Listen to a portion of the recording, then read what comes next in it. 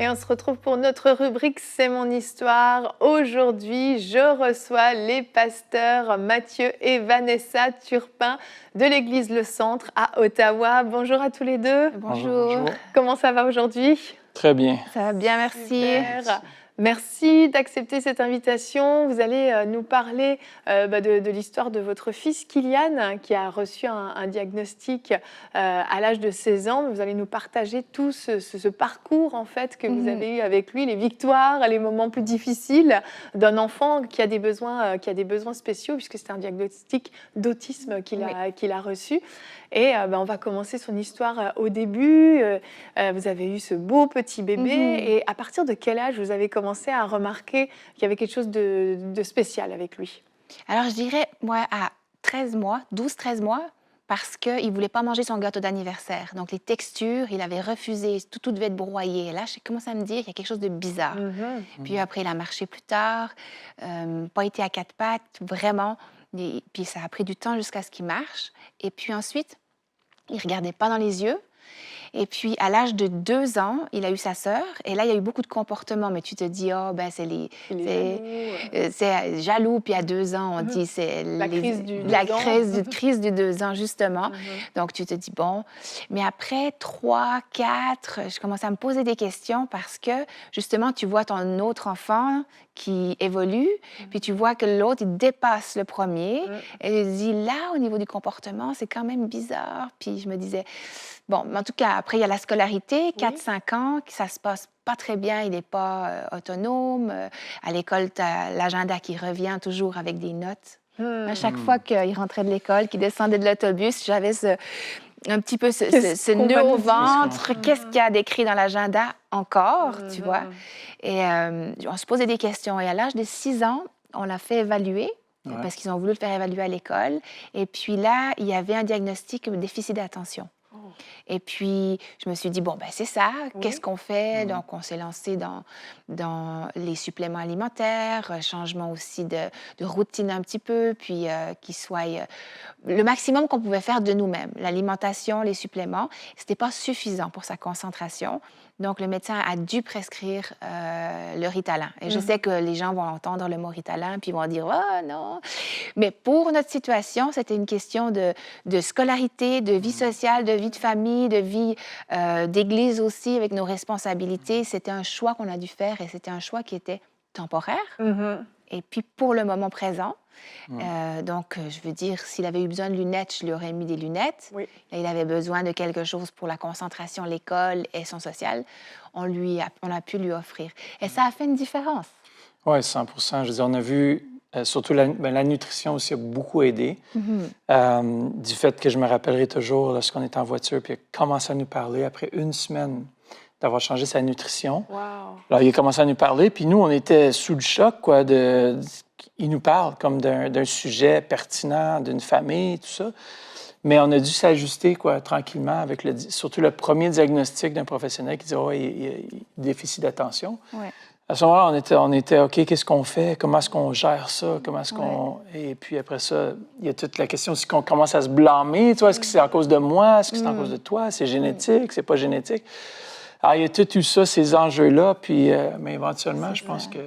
Donc, en fait, c'est ça qu'on a fait. On a donc 6 ans le premier diagnostic, puis on a navigué ça jusqu'à 16 ans.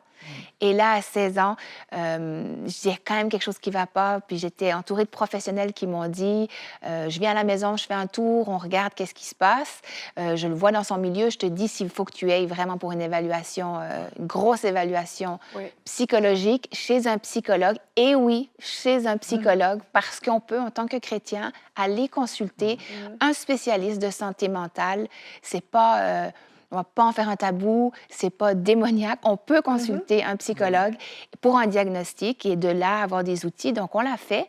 Et puis, on est revenu avec un diagnostic d'autisme. Et on nous a demandé, mais pourquoi vous n'êtes pas venu avant? Mais j'ai dit, mais parce que j'ai dit à mon pédiatre, mais lui disait, non, non, c'est pas ça, vous n'avez pas besoin d'aller. Donc, tu sais, en tant que maman, quand tu ressens, quand on le ressentait, moi, je poussais qu'il y a quelque chose de plus, il faudrait aller pour un diagnostic, il faudrait aller voir, au moins éliminer cette option. Si vous me dites qu'il n'y a pas d'autisme, bon, ben écoutez, on va l'accepter. Puis Et au niveau de la foi, comment ça se passe quand on apprend déjà le diagnostic de déficit d'attention, mais ensuite le diagnostic d'autisme? On a l'impression que finalement ça empire. Comment on vit ça en tant que chrétien par rapport à notre foi, en fait?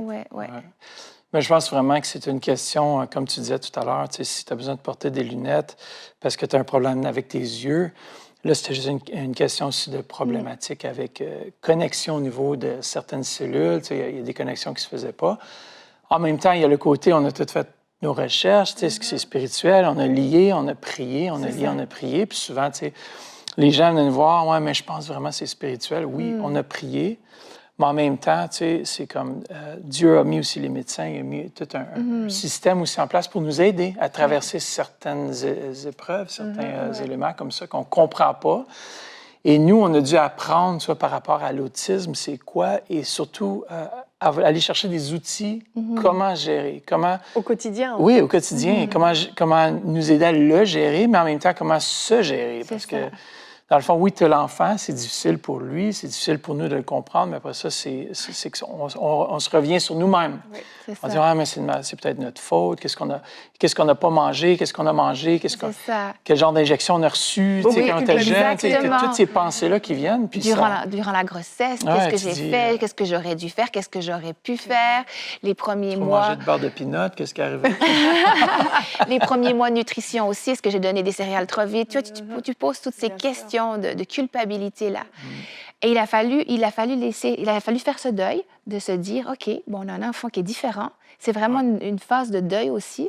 Et de se dire, OK, ben, je ne peux pas avoir les mêmes attentes que j'aurais eues avec un garçon peut-être régulier ou normal, mais qu'est-ce qui est régulier et qu'est-ce qui est normal? Aujourd'hui, on parle de neurotypique ou neuroatypique. Donc, tous les enfants qui sont neuroatypiques, qui ont justement, sont sur le spectre d'autisme ou qui ont des besoins spéciaux, c'est toute une nouvelle catégorie, un petit peu. Mais il y a beaucoup de gens qui sont peut-être différents, mais il faut de tout pour faire un monde. Oui. C'est ça, en fait.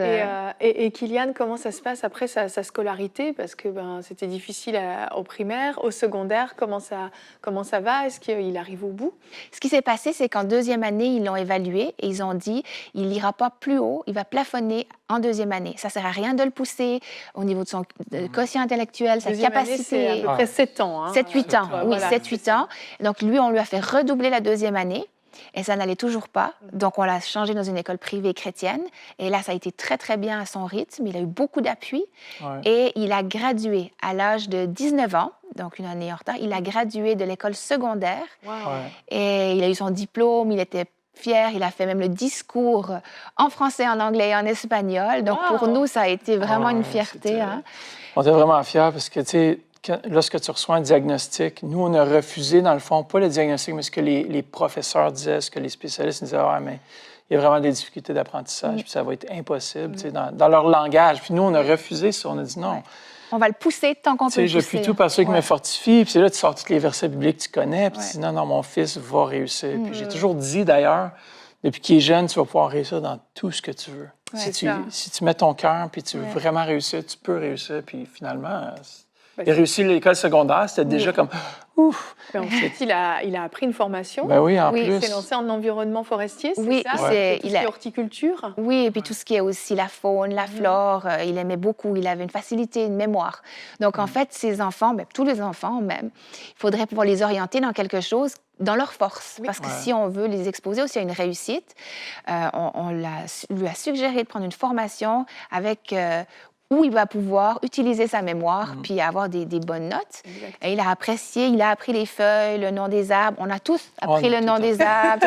Lui, il a assisté. Les sifflements des oiseaux, le type de feuilles, les écorces. Vous l'avez encadré dans ses études. Oui. La première année s'est très bien passée, vous me disiez. Et la deuxième année, c'était l'année du Covid. Oui. Alors là, il y a eu une petite régression parce que première année, il a été poussé à être indépendant, à aller en classe, prendre l'autobus, se débrouiller. Donc là, on sentait vraiment un élan, on avait l'espoir, on s'est dit « Waouh, il va pouvoir sortir de la maison bientôt ». Et là, COVID arrive, donc du coup, il s'appuie beaucoup plus sur nous, on est beaucoup plus derrière pour qu'il se lève, pour qu'il soit devant son écran, qu'il ne va pas jouer à un jeu vidéo pendant qu'il y a un cours. Il y a eu un petit peu une régression, mais finalement, il a gradué. Il a réussi à avoir son diplôme en avril 2021. Ouais. Oui, c'est ça, c'est récent.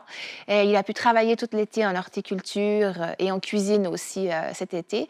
Et là, il vient de décrocher un emploi par lui-même, un emploi de 45 heures semaine. Oh, Donc, ouais. ouais. Ah oui, c'est du Donc, sérieux, là. c'est du sérieux, ouais. Plus de son élément, tu vois, les tronçonneuses, tu sais, il travaille un peu dans Oui, l'équipement, la machinerie, tout ça. Ça fait qu'on est vraiment gâtés, puis je pense que c'est une bénédiction de Dieu. Mm. Et ça vient pas sans ses défis, je crois, parce que, tu vois, l'indépendance, c'est un enfant autiste.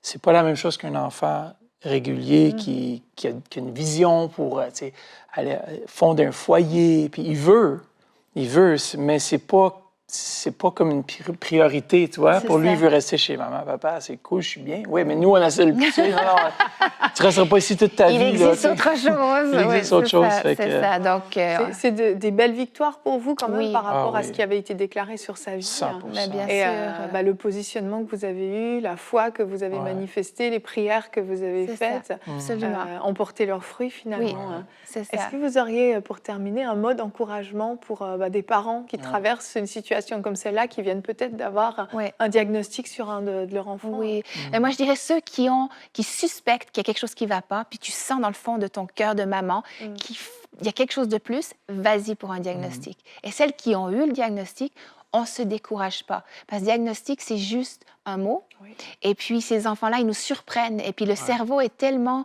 bien fait que tout ce qui est neurologique peut dépasser même les attentes. Donc, poussons nos enfants. Et je suis certaine qu'ils iront bien plus loin que les prédictions. Yes. Wow. Bien, ça, je pense que c'est ça. C'est aussi de se pardonner, laisser aller, puis de dire, Seigneur, merci que tu m'as donné un enfant qui est différent.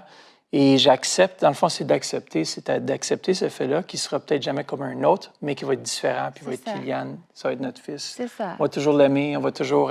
Ouais. Moi, j'ai tellement du bon temps avec lui, on rit tout le temps, puis je suis toujours en train de le taquiner, tout ça. Vous rattrapez un petit peu tout ce Oui, temps que tu aurais exactement. voulu Ça, quand tu on étais se rattrape petit. là de ce qu'il aurait dû vivre à l'âge de 16 ans, mais il y a un temps pour toute chose. Puis, Exact. Merci d'être venu nous raconter votre histoire, de ce que vous avez vécu. Puis on se réjouit vraiment pour les belles victoires de Kylian. Merci beaucoup. Ça fait plaisir.